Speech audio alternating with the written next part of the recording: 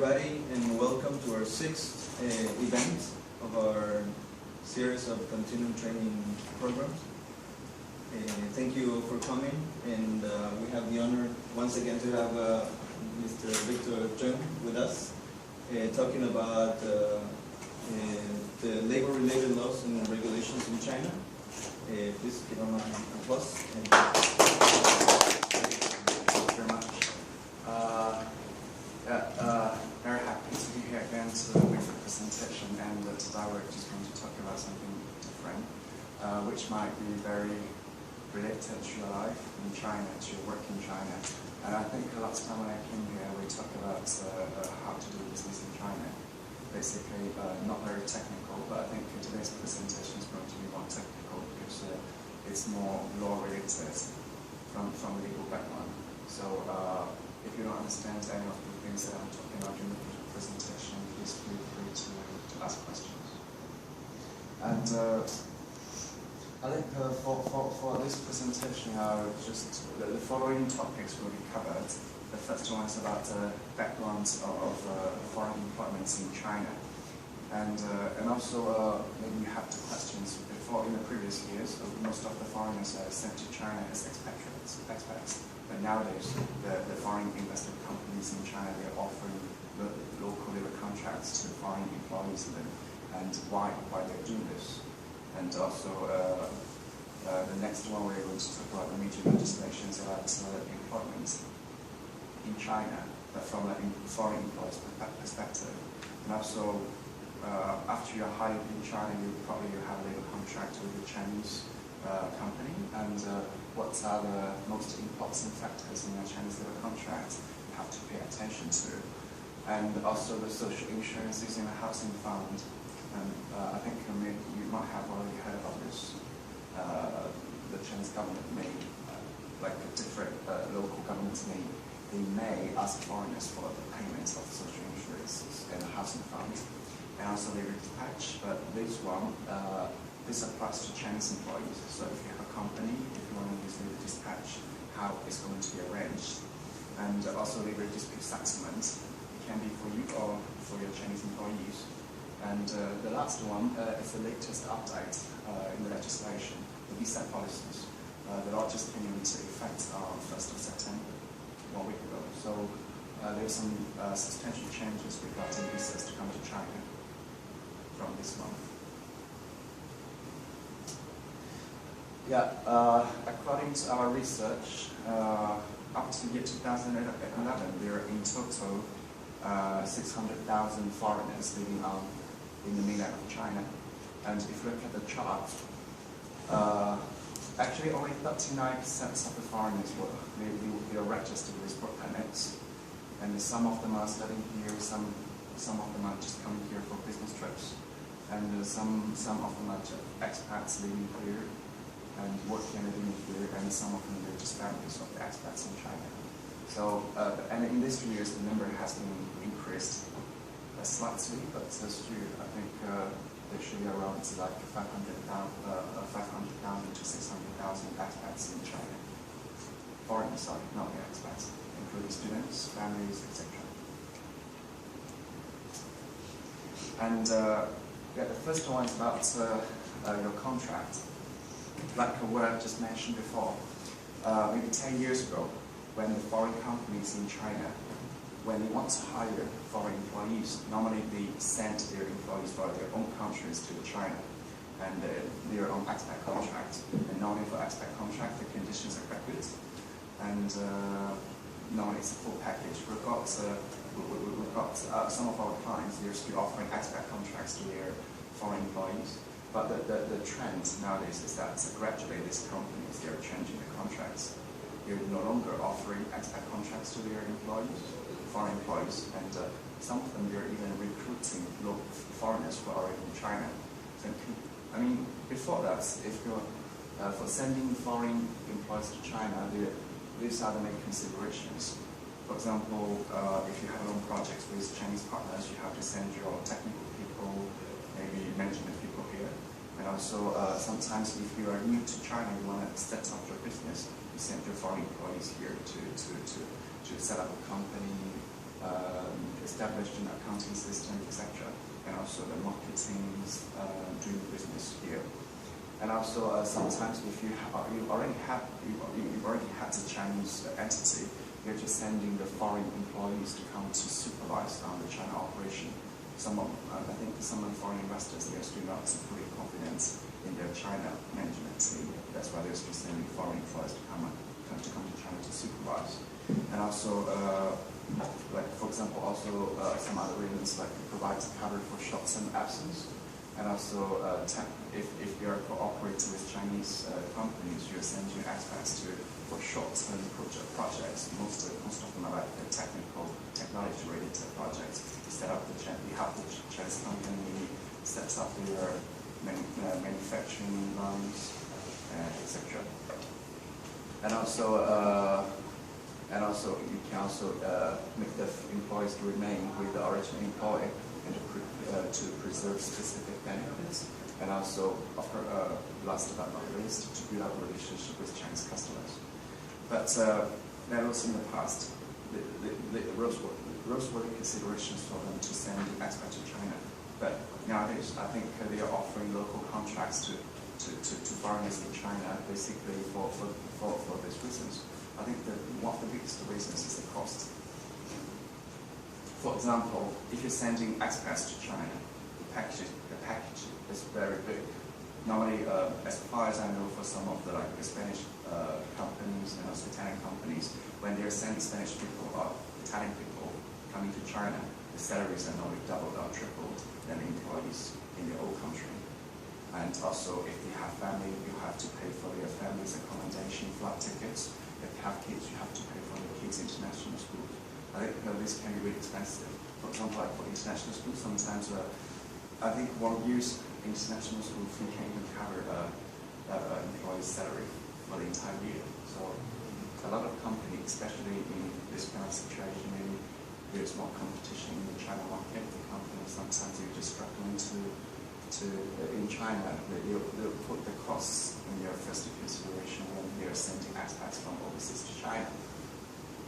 The second main factor for hiring local Chinese people is that, for example, a lot of foreigners who came to China maybe 5-6 years ago, they first started their study in China with Chinese universities learning Chinese language. So after 5 years, 6 years, they already know China quite well.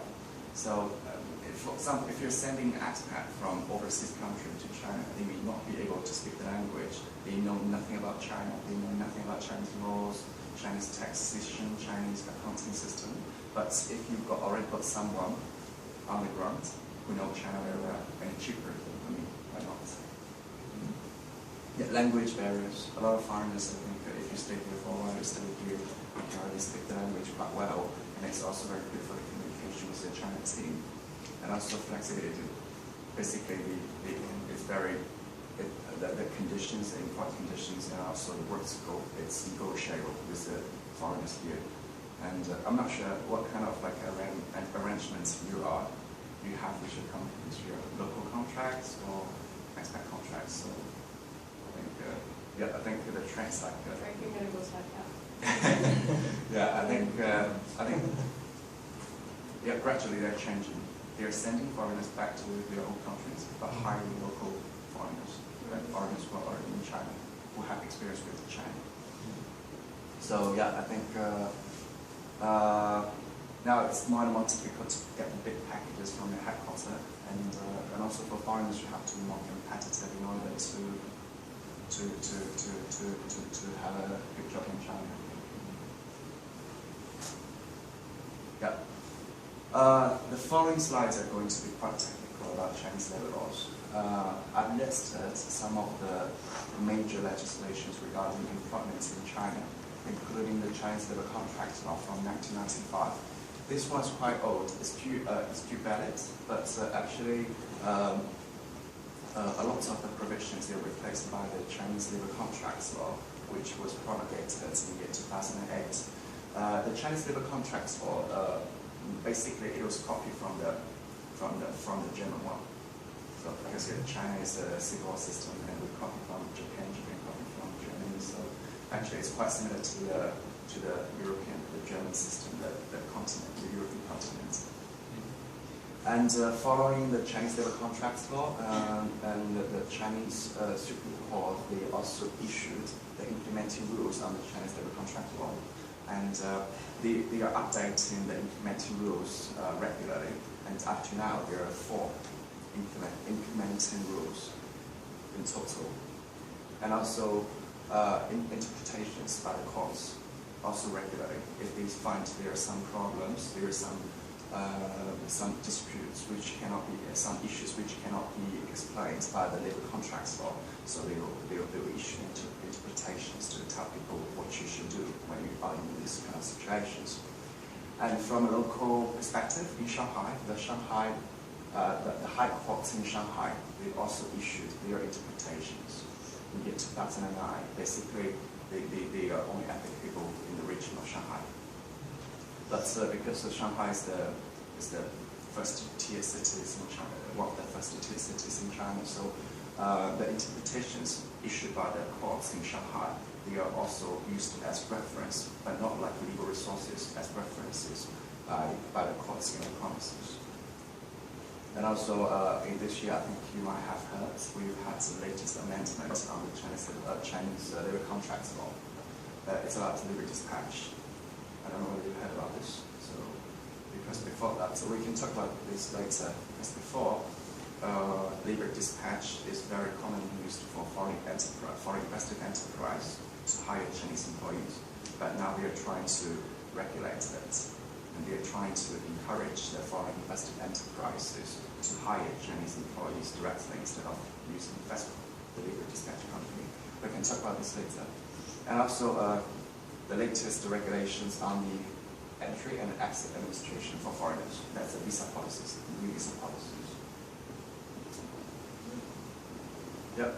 And I've just selected the important factors, the important provisions when you sign labor contracts in China. So what you should pay attention to when you enter into a labor contract with your employer, foreign employer, or with your Chinese employees. So what you should know about this, the conditions, the regulations in these aspects. First is about contract term.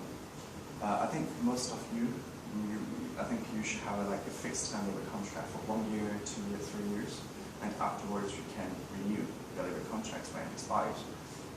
And actually, according to the Chinese labor contracts law, you can have either open term labor contract or fixed term. I think fixed term labor contracts, they are very commonly adopted by the companies. But if you want, you can also offer an open term labor contract to your employee. That means there's no ending date for the labor contract. So it's not about termination. It's more difficult to terminate labor contract with open term than fixed term.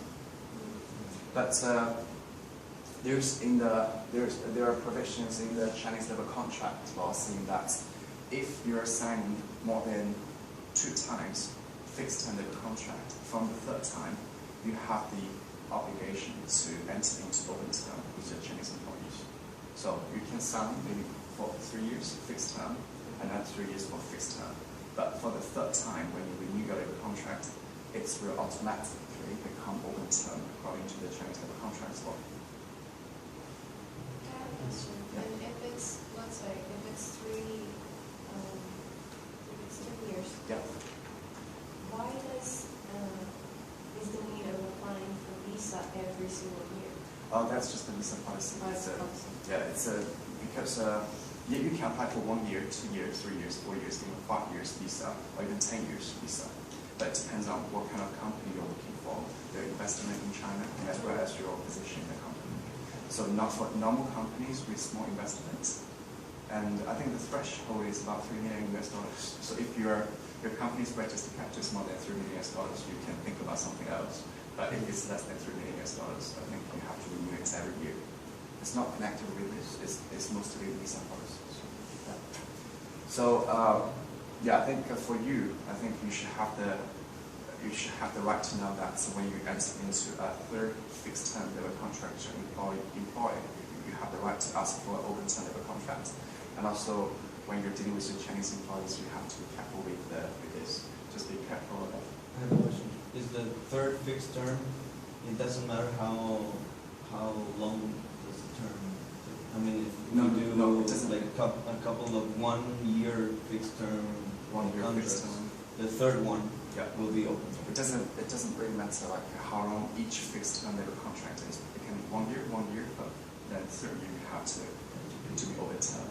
That's why I mean you should it's just my suggestion, like you should try to avoid very short term labor contracts with like stable employees, because it will be very easy for them for their contracts to become overturned. And this is if we do it by ourselves. And what about if we do it through FESCO? It's the same. Same thing. Yeah. Okay. Because FESCO is just the employment agent. They also follow the Chinese labor contracts law. But the contract in there would be with FESCO, not with them. Yeah. With It will be FESCO. an open term Yeah, contract it's the same. with FESCO. Normally, yeah, FESCO will remind you Oh. if like it's the third time now, maybe you should sign an open term contract with your Chinese employee. Okay. And yeah, according to our experience, sometimes when it's the third time for the employer to renew the labor contract with the employee, if they're not very satisfied with the employee, even the employee is not the most crucial or most important people in the company, they'll just let it expire, because they don't want to carry the risk of entering into overturn the contract with the Chinese employee. It happens sometimes for the employee. Yeah, but there's an interpretation from the High Court in the year 2009, because in some cases, the employees, they do not know that we can actually enter into overturn labor contracts for the third time, especially for the workers. I mean, you renew once, twice, for the third time, they don't even know. Because it's a little bit tricky in law. They say like in the provision it is said, if you renew the labor contract for the third time, if the employee asks, the employer must sign an overturn labor contract. So what's the situation if the employee doesn't ask? Do you have the obligation to tell the employee? And actually the interpretation says no. So if the employee doesn't ask, as an employer, you don't have the obligation to tell the employee that, oh, it's the third time we renew the labor contract, I should sign an overturn labor contract with you. But if he asks, you must do this. But if he doesn't ask, you sign a fixed term labor contract with the employee, and it's being implemented. It's effective. Then it will just be fixed term. And then the year after that, Fixed term. it's still the same. That's still the same. You cannot go back to the court or go back to the arbitration tribunal and saying like, oh, last year when I renewed the contract, I didn't know that it was overturned, and so now I'm claiming it should be overturned. No, but I mean, if the fourth year, if, let's say, It's then still the he same. knows If about they it. don't ask, because But he can ask that You time. can ask. If he asks, you must sign overturn. If he doesn't ask, and it's effective, fixed term. How you can prove you ask? You ask that. No, in the court, in the interpretation, it's like they must ask in writing, or through emails, or through a piece of paper to you, saying like, oh, I want to sign an overturn the contract. Then if you don't sign, it's your fault. But the email is legal document. Yeah, email is fine. It's considered in writing. So yeah, for this is about the overturn and fixed term. The second one is about the probationary period. I think you might have already know about the probationary period. Like it depends on how long the term of the labor contract is. For 1 year labor contracts, one month's probationary period, 1 to 3 years, 2 months probationary period, and 3 months and above, including open term, 6 months maximum. So you cannot offer a probationary period for more than 6 months for Chinese employees. And even when you're renewing the contracts, we cannot propose a probationary period again. So once a time, you can only do this once a time. So you cannot, or even like within the same company, you change the position, you cannot say, okay, oh, your position's changed, I want to give you another probationary period. No, because because normally it's much easier to terminate with the Chinese employee when you're in the probationary period instead of the become a former employee of the company. So, yeah, but still, we'll talk about this later. If you want to terminate a Chinese employee within the probationary period, you still have to have the proof. You cannot just say like, oh, I think I don't need you, you can go. You still have to prove that so this person is not qualified for this position. There are disputes in the labor arbitration tribunal about the termination during the probationary period because the employee was arguing like, I think I was qualified. You didn't give me any reason why you think I was not qualified. So basically, you still have to provide. So that's why the evaluation during the probationary period, the assessment is also very important. If you're not very happy with this person, if you want to continue, you have to do some work beforehand, do some preparation for the termination. Adjustment of the labor contract. So if there is going to be any substantial changes in the labor contract, for example, positions, salaries, terms, everything has to be in writing. But I brought it up here is because there is the latest interpretation from the Supreme Court in this year. It's about oral adjustment. It is set in the interpretation. Normally, it's for the workers, like low-level employees in the company, not for the management people, because management people they know these policies quite well. It is set in the interpretation. For example, if you have an oral, like an adjustment of the labor contract to your employee, and if you tell, for example, if you tell him, okay, your salary is going to be this amount from next month, and after he receives the salary for next month, and within 1 month, he doesn't claim in writing, and the adjustment will just become effective. So that means like sometimes oral adjustment can also cancel work. Yeah, it's just you tell your employee orally about the change, and he doesn't when you enforce the change, he doesn't claim within 1 month. Must be in writing. He cannot say like, oh, I disagree with the salary, but he doesn't prepare anything in writing. No, you must do something in writing to your employees, saying like, I disagree with the salary. I think I should have the previous salary instead of the new one. So within 1 month, if he doesn't claim in writing, the change will just become effective. So you cannot go back to the court and say like, I think my employee cheated on me, I want my whole salary back.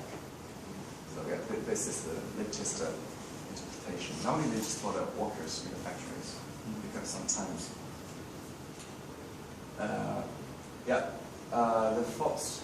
the fourth point is about the working hours.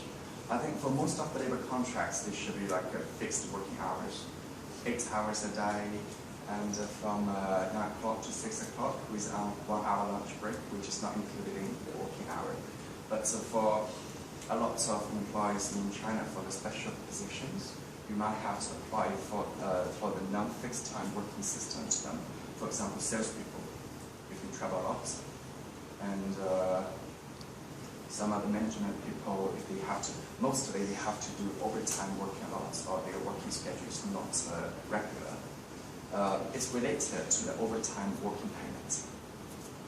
Because if you have the fixed working schedule for the employee, but if you want your employee to work overtime, maybe travel a lot, fly a lot, and also work maybe to cope with, for example, for the rent companies, they always ask the employees to do the conference calls at midnight when it's daytime in the US.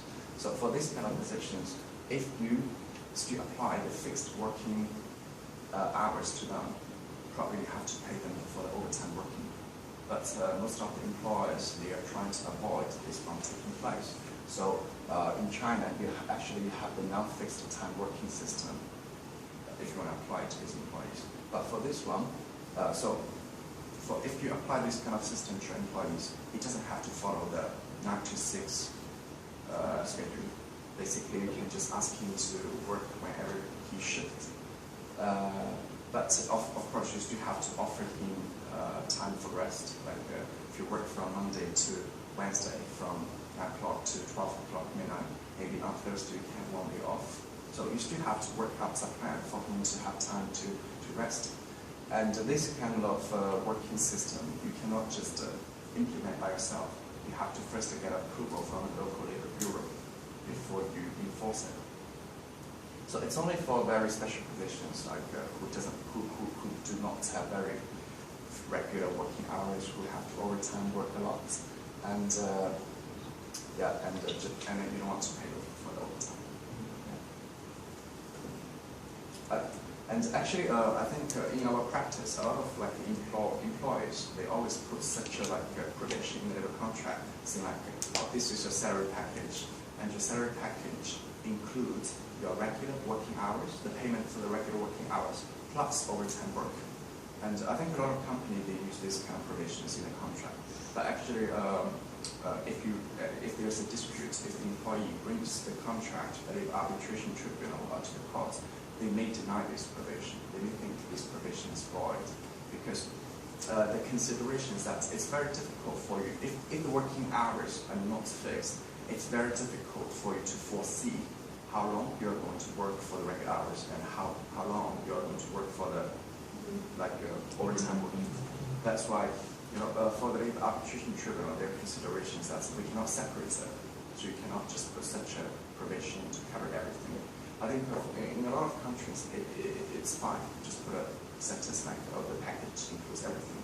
But in China, if you want to put such a sentence, it might be risky for you. So we still recommend our clients, if you have this kind of employees, if you have this kind of positions in your company, you should apply for the non-fixed term working system. It's not very difficult. Just go to the local labor bureau, provide some documents, the plan for their working hours, and also the plan for their for the time compensation that you can get approved. Yeah. But it's much, you reduce the risk for the company if there's any labor disputes in the future, in the labor arbitration or litigation. What will be the rates of the overtime working? How? Yeah. What will be the rate, the price, the payment? It depends. If you just work during the weekdays, Monday to Friday, if you ask your employee to work overtime, it's 1.5 times of the normal salary. During the weekend, it's twice, 2 times. And during the Chinese national holiday, it's 3 times. Yeah. And also, they call it Sunday, right? Sorry? Sunday. In Chinese. Oh, Sundays. Yeah, 3 times. But during the national holidays, like the bank holidays in China. But the issue is that if they work during overtime, during Monday to Friday, you must pay them. You cannot say like, oh, tomorrow you can exchange the working time. You can come 3 hours later tomorrow morning. No, but Monday to Friday, during work days, you have to pay them. During the weekends, you can do exchange. And during the Chinese national holidays, you have to pay them. So that's stipulation in the Chinese labor law. I have a question about this exchange because it's really common here. They change Sunday and Saturday for another days during the week. Yeah, but sometimes they can change the week that is before, or sometimes they change the week that is after holidays. Yeah, it's fine. This is fine. I mean, they can play with this, and there's no any regulation that you should change this week or the other week after the holidays. No, it's very flexible. It depends. It's up to the discussion between the employer and the employee. Does it have to be written, or it could be normally it's like internal company policies. Like you submit a form, I exchange my working day from this day to that day. But like what I said, if they work overtime during the weekdays, according to the law, you have to pay them. You cannot just do the exchange of days off. But if the employees, they propose, like, oh, you don't have to pay me, I just want to come a little bit late tomorrow morning, it's also fine. But you just cannot force them to take the exchange of days off. But if they want to, you can still offer it. And it's permitted by the law. It's not against the law. So. Yeah, it's very flexible about this kind of arrangement with your employees. As long as you agree, it's fine.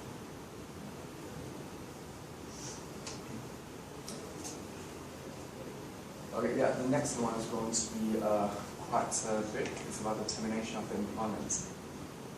it's a big section in the Chinese labor contracts law, and I divided them into several categories. The first one is during the probationary period I just mentioned, and for the employee, if they want to leave during the probationary period, you have to give the employer at least 3 days prior notice. But for the employer, you don't have to give a 3 days prior notice if you want him to leave, and if you can justify the termination, you can just ask him to leave at any time. Yeah. That's due to the justification. You have to find reasons. You have to find proof to tell him that to justify that he's not qualified for the position. And does the employee need a reason to leave? No, they don't need to tell you a reason. You can just like, I want to leave. So you have to let him leave. And even for like the normal termination of like a formal labor contract, they don't have the obligation to tell you the reason why you have to leave. They can just, if they want to leave, they can just leave. But by giving you like prior notice. 3 days. Yeah, 3 days. And yeah, for termination upon negotiations, it depends. So sometimes, you know, actually a lot of disputes are settled in this way. So employer and employee will sit down and we talk about termination. If the termination is proposed by the employee, for example, employee is like, oh, I want to go, you let me go. And if you reach the agreement, then you don't have to pay compensation to the employee. But if the employer proposes that maybe you should leave my company, in this kind of situation, you have to pay compensation to the employee. It just depends on who proposes. If the employee proposes, you don't have to pay. And if the employer proposes, you have to pay compensation, pay the employee compensation for the termination. What about if the contract is open term? Because you do this. How you calculate the compensation? Later I'll talk about this. The way of calculation. It depends on how you can work. Yeah. Yeah, termination without. The next one is the third one. The third situation is about termination without compensation or prior notice. Basically, this means like you can just ask your employee to leave. Normally, it's in very serious situations like the employee is in a serious violation of the company rules and policies. And for example, normally for a company, you should have an employee's handbook. And in these handbooks, like very specific, very detailed company rules will be stated in this handbook. So in the handbook, there should be a section about serious violation of the company rules and policies. If he falls into any of the situations in the employee's handbook, in this section, you can just ask him to leave without giving any prior notice, without paying any money. He's fired, basically. And also in other kind of situations, like if the employee commits a crime and he's prosecuted, then you can supply him.